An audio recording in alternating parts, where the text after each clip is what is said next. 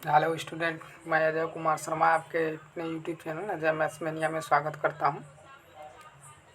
आप चैनल पर नए हैं तो पहले इस वीडियो को पूरा देखें। पूरा अंत तक देखने के बाद अगर आपको समझ में आता है, क्वेश्चन समझ में आते हैं, सॉल्यूशन समझ में आता है तो आप चैनल को लाइक और सब्सक्राइब जरूर करें।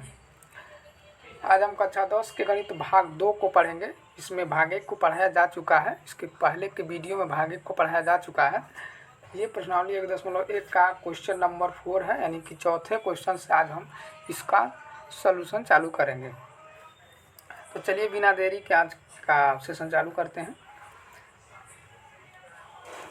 क्वेश्चन हमारे पास है, क्वेश्चन दिया हुआ है, कह रहा है कि एक धनात्मक पूर्णांक 3q+1 के रूप में है, जहाँ q एक प्राकृतिक संख्या है।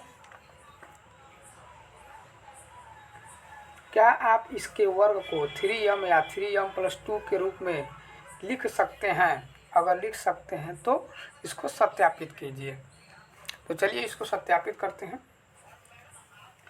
कह रहा है कि धनात्मक पूर्णांक 3q+1 के रूप में है, जहाँ q एक प्राकृतिक संख्या है। क्या आप इसके वर्ग को 3m या 3m+2 के रूप में लिख सकते हैं? अगर लिख सकते हैं तो सत्यापित कीजिए। तो यहाँ पर देखिए 3q+1, हम इसको सॉल्व करते हैं। दिया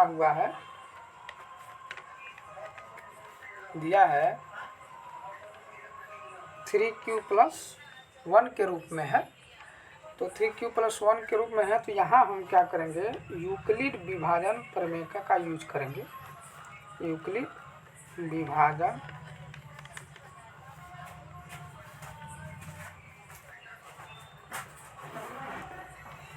प्रमेयिका से। यूक्लिड विभाजन प्रमेयिका क्या होता है कि a बराबर bq + r, जहाँ कंडीशन होता है कि 0 से बड़ा या बराबर r होता है और r से बड़ा जो होता है वो b होता है। तो इस कंडीशन से अगर हम देखें तो यहाँ पर जो 3q दिया हुआ है, इसका मतलब है इसमें 3 जो है वो भाजक है और q शेषफल है, q जो है हमारा भागफल है और 1 जो है वो शेषफल है। तो यहाँ पर शेष जो हो सकता है वो, यानी कि r बराबर यहाँ r बराबर जो है 0, 1 और 2 हो सकता है, क्योंकि भाजक जो है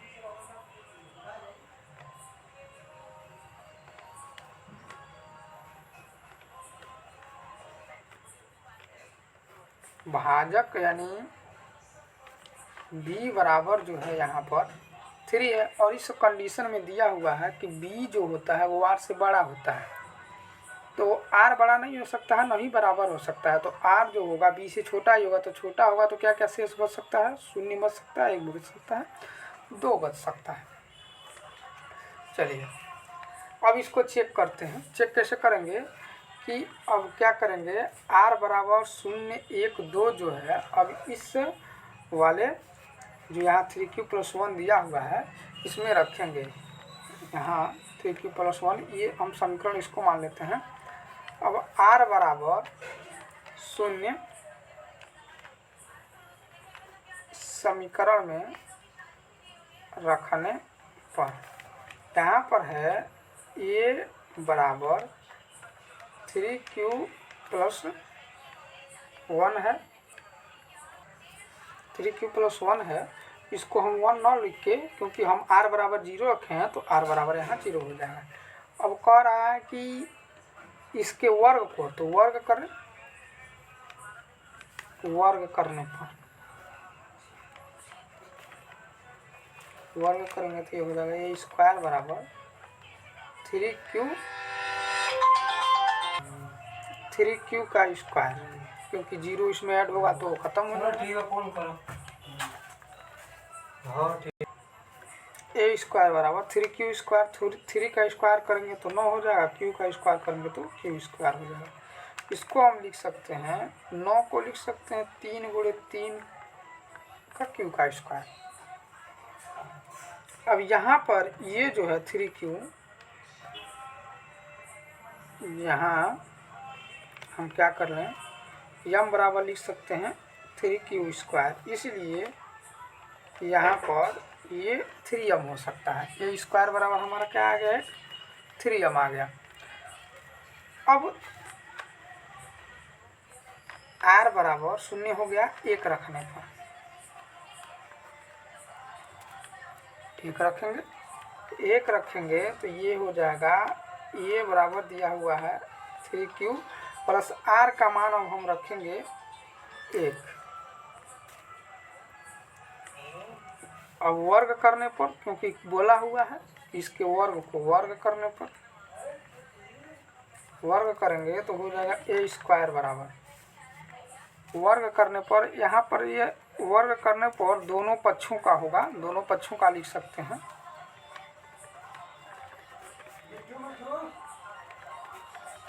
दोनों पक्षों का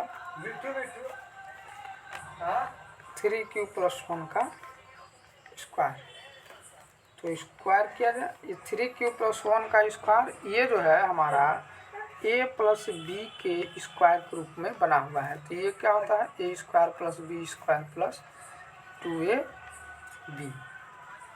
तो इसी हिसाब से इसका प्रसार किया जाए, तो प्रसार करेंगे तो ये स्क्वायर 3q का स्क्वायर हो जाएगा, तो क्या होगा 9q², ये स्क्वायर 3 3 जा 9 का स्क्वायर हो जाएगा। 1 का स्क्वायर 1 होता है, अब प्लस 2ab, 2 का मतलब 2 रहेगा ही, a का मतलब 3 हो जाएगा, तो 3 दूनी 6 यानी कि 6q। कुछ इस तरह से होगा ये 2a और b, इसको एक साथ जब लिखेंगे तो 6q बस बचेगा, तो वही 6q लिख दिया गया है। और इसको समायोजित हम कर रहे हैं तो 9q², 6q को इधर लाया जाए, क्योंकि q है कॉमन हो सकता है। आगे देखते हैं, a² बराबर, यहाँ से हम क्या करें, 3 को कॉमन कर लें तो बचेगा 3q² + 2 + 1। फिर क्या करेंगे, यम बराबर यहाँ 3q² + 2, जहाँ यम बराबर 3q² + 2। अब क्या हो जाएगा, a² बराबर ये हो जाएगा 3m + 1। एक को भी रख के हमने देख लिया, यहाँ 3m + 1 आया है। चलिए, अब इसके बाद से हम फिर r बराबर 2 रखने पर, r बराबर 2 रखेंगे तो ये हो जाएगा a बराबर 3q + 2, दोनों पक्षों का वर्ग करने पर,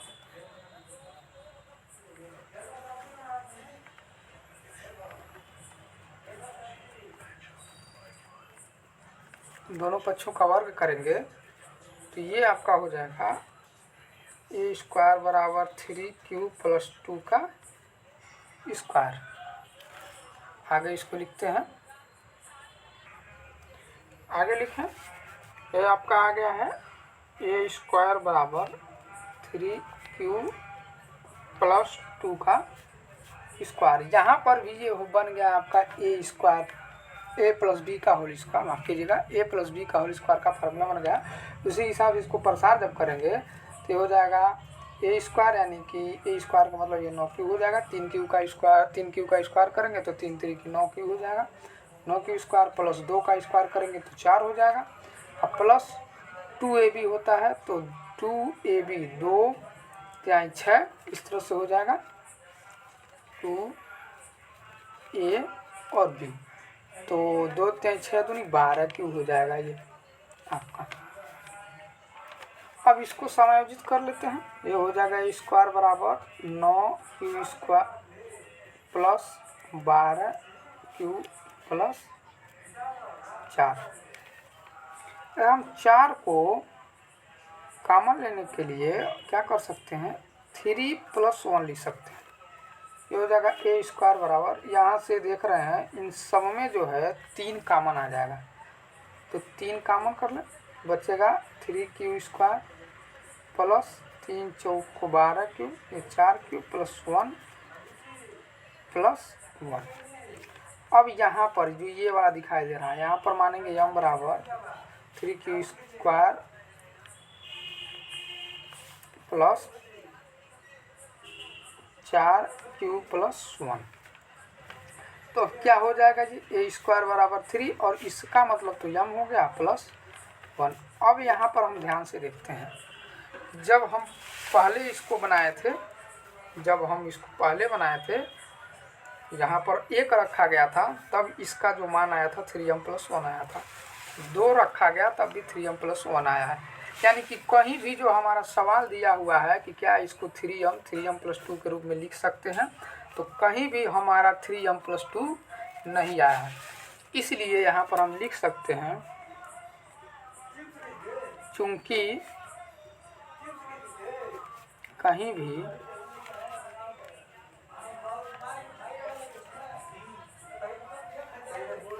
थ्री एम प्लस 2 के रूप में नहीं प्राप्त हुआ है, इसलिए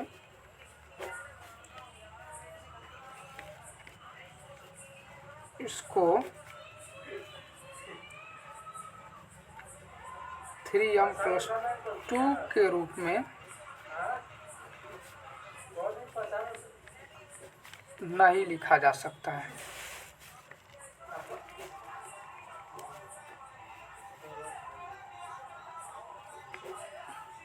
इसी तरह से इस वाले क्वेश्चन का जो आंसर होगा वो नहीं होगा कि हम इसको 3m प्लस 2 के रूप में नहीं लिख सकते हैं। उम्मीद है आपको सवाल समझ में आया होगा। चलिए इसके बाद से अगले क्वेश्चन की तरफ चलते हैं।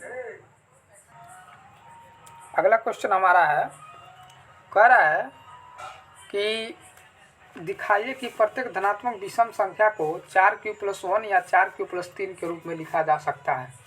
आपको ये दिखाना है कि क्या प्रत्येक विषम धनात्मक संख्या को 4 क्यूब प्लस 1 या 4 क्यूब प्लस 3 के रूप में लिखा जा सकता है कि नहीं लिखा जा सकता है। तो चलिए देखते हैं लिख सकते हैं कि नहीं। तो हम क्या करेंगे, यहाँ पर यूक्लिड विभाजन प्रमेय से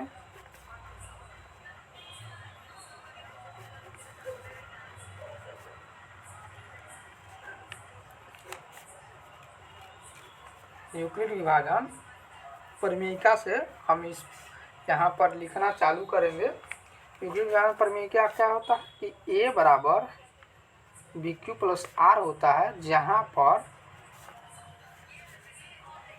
0 से बड़ा और बराबर आर होता है और इन सबसे बड़ा जो होता है वो बी होता है।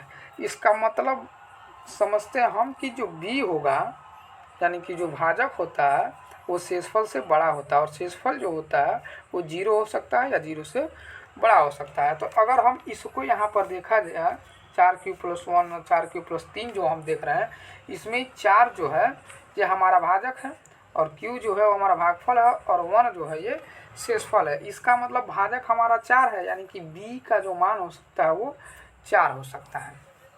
b का मान जो हो सकता है वो 4 हो सकता है, और जो r का मान हो सकता है, r बराबर जो हो सकता है वो 0, 1, 2 और 3 तक हो सकता है, क्योंकि 4 तो होगा नहीं, भाजक है और भाजक जो है वो शेषफल से बड़ा होता है।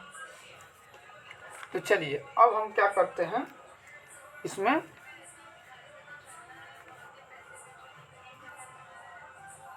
a बराबर 4 क्यू प्लस r में r बराबर 0 रखने पर ये जो हमको प्राप्त हुआ है समीकरण, ये यहीं से प्राप्त हुआ है। तो ये हो जाएगा a बराबर 4 क्यू प्लस r, r का मतलब 0 हो गया, तो मिलेगा a बराबर 4 क्यू। 4 क्यू का मतलब ये होगा कि 4 आने का मतलब है कि यह सम पर आ गया है, यानी कि यह जो है सम पर आ गया है, यह विभाजित तो हो सकता है, यानी कि यह सम में चला गया है। ये जो है सम प्राप्त हो रहा है हमको, क्योंकि q का मान कुछ भी अगर हम रख रहे हैं, 0 रख रहे हैं तो ये 0 हो जाएगा। अगर 1 रख रहे हैं तो 4 1 4, और सम का मतलब सम से 2 से भाग करेंगे तो कट जाएगा। अगर हम यहाँ पर 2 रख रहे हैं तो 4 दूनी 8 हो जाएगा, जो 2 से कट जाएगा, यानी कि सम पर चला गया, यानी कि यह सम के लिए लागू हो रहा है। यहाँ पर बोल रहा है कि विषम वाला। तो चलिए अब क्या करेंगे, अब हम r बराबर 1 रखते हैं, 1 रखने, और r बराबर 1 रखेंगे तो हो जाएगा a बराबर 4q प्लस 1। a बराबर क्या हो जाएगा 4q प्लस 1, जो हमको विषम प्राप्त हो रहा है। विषम रूप जो है, विषम रूप प्राप्त हो रहा है। कैसे हो रहा है इसको देख लेते हैं। क्योंकि 4 का मान, अब सॉरी q का मान हम कुछ भी रखेंगे, अगर q में 0 रखें तो ये 0 हो जाएगा, 1 हो जाएगा, और ये विषम है। अगर q की जगह 2 रखेंगे तो 4 दूनी 8 और 1 9, विषम हो जाएगा। q की जगह अगर 3 रख रहे हैं तो 4 3 12 1 13, विषम मिल रहा है। इसी तरह से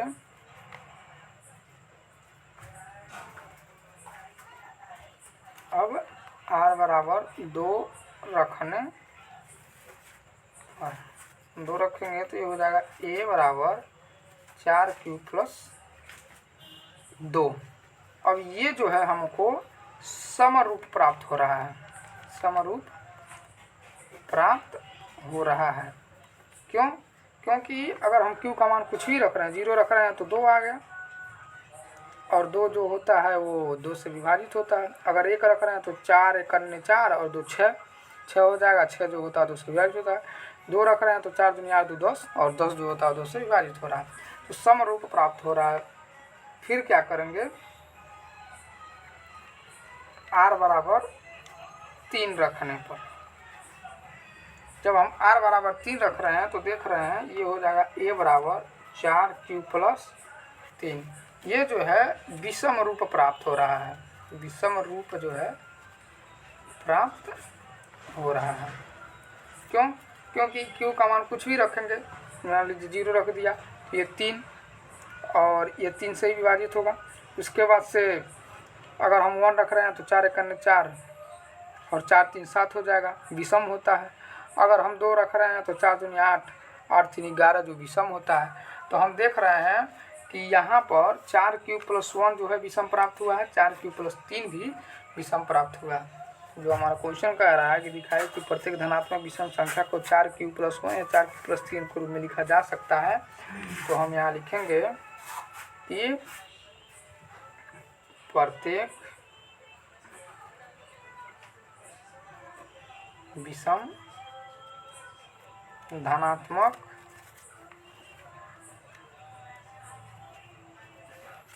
पूर्णांक को 4q प्लस 1 तथा 4q प्लस 3 के रूप में लिख सकते हैं,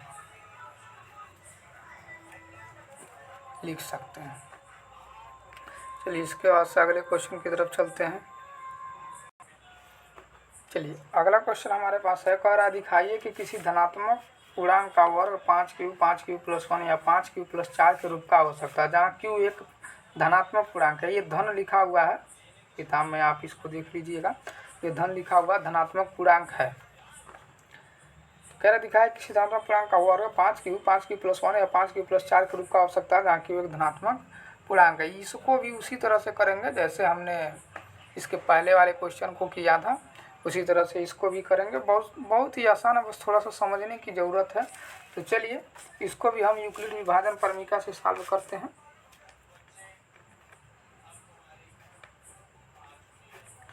यूक्लिड विभाजन प्रमेयिका से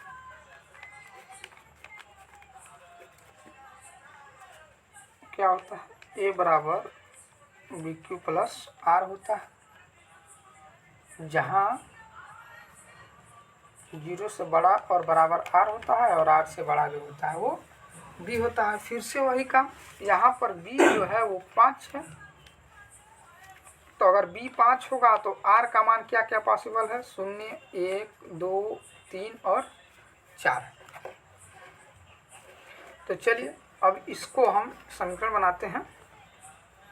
a बराबर 5q प्लस 0। क्यों? क्योंकि r बराबर 0 रखने पर, जब हम r का मान 0 रखे हैं तो हो गया है a बराबर 5q प्लस r। और कह रहा है कि इसके वर्ग को तो वर्ग करेंगे तो हो जाएगा a स्क्वायर बराबर 5q का स्क्वायर। क्यों किए हैं? क्योंकि वर्ग करने पर दिया हुआ है कि पूर्णांक का वर्ग है, तो वर्ग करेंगे तो ये हो जाएगा a स्क्वायर बराबर 5 का वर्ग 5q का वर्ग हो जाएगा आपका 25q का वर्ग। तो a स्क्वायर बराबर, क्योंकि हमको तो 5 के रूप में चाहिए, तो हो जाएगा गुणनखंड कर दें 5q स्क्वायर। यहाँ 5q स्क्वायर बराबर हम लिख सकते हैं, क्योंकि हमको दूसरा पूर्णांक बनाना है। तो ये हो जाएगा 5m, यानी कि a स्क्वायर को हमने एक तो 5m लिख दिया, यानी कि इसके रूप में आ गया है। चलिए पुनः r बराबर 1 रखने पर, r बराबर जब 1 रखेंगे तब क्या होगा, ये हो जाएगा a बराबर 5q प्लस 1, दोनों पक्षों का वर्ग करने पर।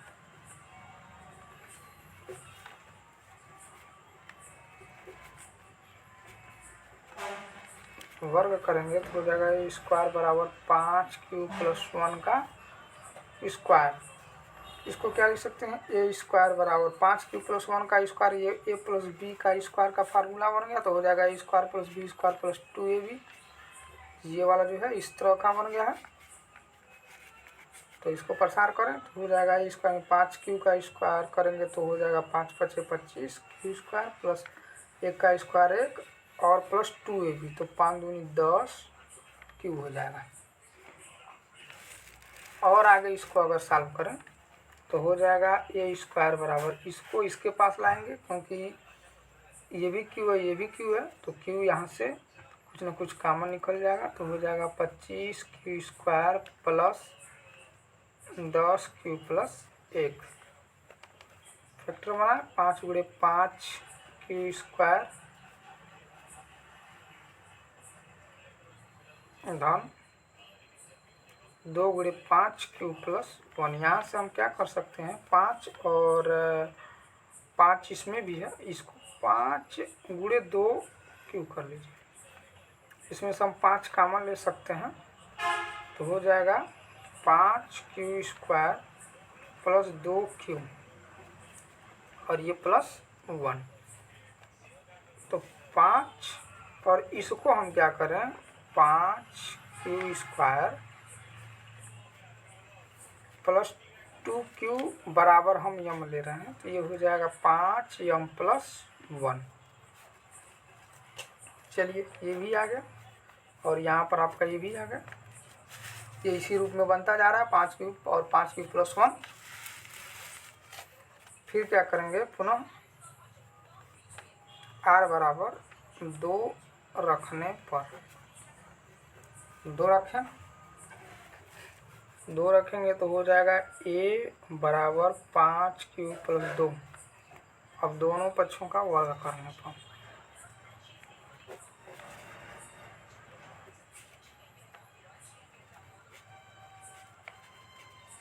वर्ग करेंगे तो हो जाएगा a square plus 5q plus 2 का स्क्वायर। ये भी जो है इस टाइप का बन गया, a प्लस बी का स्क्वायर के टाइप में बन गया, तो हो जाएगा a स्क्वायर प्लस इसका 5q का स्क्वायर करेंगे, a स्क्वायर बराबर इसका स्क्वायर करेंगे तो हो जाएगा 5q स्क्वायर प्लस 2 का स्क्वायर करेंगे तो 4 प्लस हो जाएगा आपका 5 × 2 = 10 × 20 q।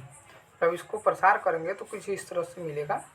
अगर आपको नहीं करने आ रहा है तो यहाँ पर छोटा सा हम करके दिखा दे रहे हैं। ये हो जाएगा a स्क्वायर यानी कि 5 का square, 5 × 5 = 25 q square plus b square यानी कि 2 का स्क्वायर होता है 4, अब प्लस हो जाएगा 2ab यानी कि 2 5q प्लस 2, तो 2 × 5 = 10 × 20 समायोजित करेंगे तो 5q square plus 4 plus 20q आपका बन के आ जाएगा।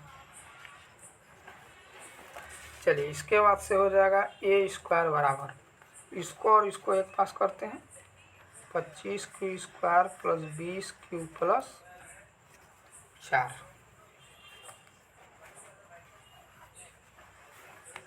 इसमें से हम क्या करें, 5 कॉमन ले लें इसमें से, तो बचेगा 5 क्यू स्क्वायर प्लस 4 प्लस 4।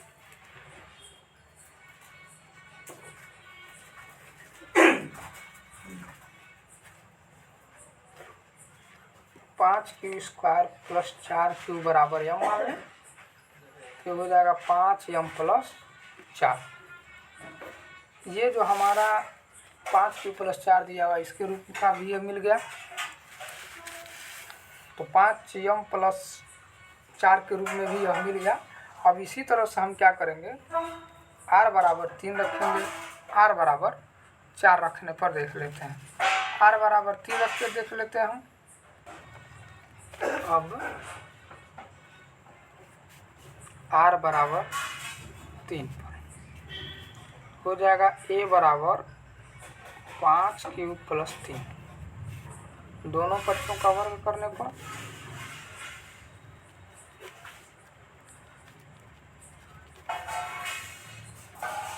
दोनों पक्षों का वर्ग करेंगे तो हो जाएगा ए स्क्वायर प्लस 5 क्यू प्लस 3 का स्क्वायर, ये फिर से हो गया ए प्लस बी का होल स्क्वायर, ये स्क्वायर बराबर आ जाएगा ए का स्क्वायर यानी कि 25 क्यू स्क्वायर प्लस 3 का स्क्वायर करेंगे तो 9, अब प्लस 2ab, तो 2ab 5 में 10 क्या 30 क्यू हो जाएगा। यहाँ पर 25 Q square plus 30 Q plus 9, इसको समायोजित कर दिया, ए स्क्वायर बराबर 25 क्यू स्क्वायर ये प्लस 30 क्यू और 9 को हम लिख सकते हैं 5 प्लस 4 के रूप में तोड़ दें, क्योंकि यहाँ से हमको 5 कॉमन मिल जाएगा। ए स्क्वायर बराबर 5 कॉमन लेंगे तो बचेगा आपका 5 Q square plus 30 Q plus 1 और ए प्लस 4। अब क्या करेंगे, 5 Q square plus 30 Q plus 1 बराबर यम, अगर इन सबके बराबर यम हम मान रहे हैं तो यहाँ पर आ जाएगा स्क्वायर बराबर 5 यम प्लस 4। अच्छा, जब यहाँ 3 रखे हैं तब भी हमको 5 यम प्लस 4 के रूप में मिला है, और यहाँ पर जब हम 2 रखे थे तभी 5 यम प्लस 4 के रूप में मिला था। इसका मतलब है कि अब r बराबर 4 पर भी हमको 5 यम प्लस 4 के रूप में ही मिलेगा। इसको भी देख लेते हैं। अब r बराबर 4 रखने पर ये हो जाएगा a बराबर 5 क्यू प्लस 4, दोनों पक्षों का वर्ग फिर से करें, दोनों पक्षों का वर्ग करने पर वर्ग करेंगे तो हो जाएगा ए स्क्वायर, इसका स्क्वायर हो जाएगा क्योंकि ये भी एक पक्ष है, ये भी एक पक्ष है, ये हो जाएगा 5 क्यू प्लस 4 का स्क्वायर, ये फिर ए प्लस बी का स्क्वायर बन गया, तो ए स्क्वायर बराबर स्क्वायर करें तो ये हो जाएगा 25 क्यू स्क्वायर प्लस 4 चौको 16, 4 का स्क्वायर करेंगे 16 होगा, और ये हो जाएगा 5 दूनी 10 चौको 40 क्यों, तो ए स्क्वायर बराबर इसको और इसको समायोजित करें फिर से 25 Q square plus 40 Q plus 16, यहाँ से ए स्क्वायर बराबर और बढ़िया से समायोजित करें तो 40 क्यू, अच्छा इसको 16 को हम क्या लिख सकते हैं, जो 5 के रूप में बाहर निकले तो लिख सकते हैं 15 प्लस 1 16, तो ये हो जाएगा आपका यहाँ से ए स्क्वायर बराबर 5, हम क्या करें यहाँ से यहाँ तक के समीकरण से 5 कॉमन ले लें तो बचेगा 5 क्यू स्क्वायर प्लस 4, 5 निकाल देंगे तो ये 8 क्यू बचेगा, 8 बचे 40, अब प्लस यहाँ से 3 प्लस 1 बचेगा। अब पुनः 5q² प्लस 8q प्लस 3 बराबर m मानने पर, अगर हम इसको m मान रहे हैं 5q² प्लस 8q प्लस 3 बराबर अगर हम m मान रहे हैं तो ये फिर क्या हो जाएगा, a² बराबर 5 और इसके बराबर m और प्लस 1। जब हम 4 रखे हैं तो 5m प्लस 1 आया है, और यहाँ पर जब हम 1 रखे थे तो 5m प्लस 1 आया था। इसका मतलब हर कंडीशन में यह कहीं ना कहीं 5q प्लस 1 और 5q प्लस 4 के रूप में ही मिल रहा है। तो इसलिए हम इसको लिख सकते हैं कि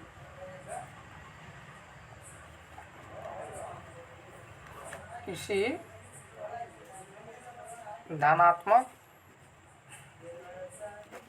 पूर्णांक का वर्ग जो है, वर्ग 5q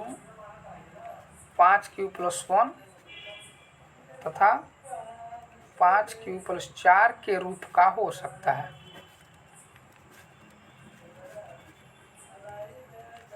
ये हमारा आंसर है। उम्मीद है कि आपको सारे सवाल समझ में आए होंगे। काफ़ी आसान है, बस आप थोड़ा सा एक जो इसका ट्रिक है वो पकड़ के चलें तो बहुत ही आसानी से इन सब क्वेश्चन को आप सॉल्व कर सकते हैं। अब इसके बाद से अगले क्वेश्चन को हम अगले सेशन में पढ़ेंगे, क्योंकि वीडियो थोड़ा लंबा होता जा रहा है। तो अगला क्वेश्चन यानी कि क्वेश्चन नंबर 7 से हम अब अगले सेशन में पढ़ेंगे। अगर आपको अच्छा लगा हो, क्वेश्चन समझ में आए हों, सवाल समझ में आया हो तो चैनल को सब्सक्राइब जरूर करें, क्योंकि इसमें शुरू से लेके अंत तक यानी कि पूरे क्लास 10 का मैथ आपको सिखाया जाएगा। बहुत ही आसान तरीके से सिखाया जाएगा। इसके बाद भी वीडियो देखने के बाद अगर कोई आपको दिक्कत हो रही है, कुछ चीज़ें समझ में नहीं आ रही है, तो आप कमेंट बॉक्स में कमेंट जरूर कर सकते हैं। कोशिश किया जाएगा तो कि उसका आंसर हम अच्छे से दे पाएँ। आज का सेशन हम यहीं पर समाप्त करेंगे। जय हिंद।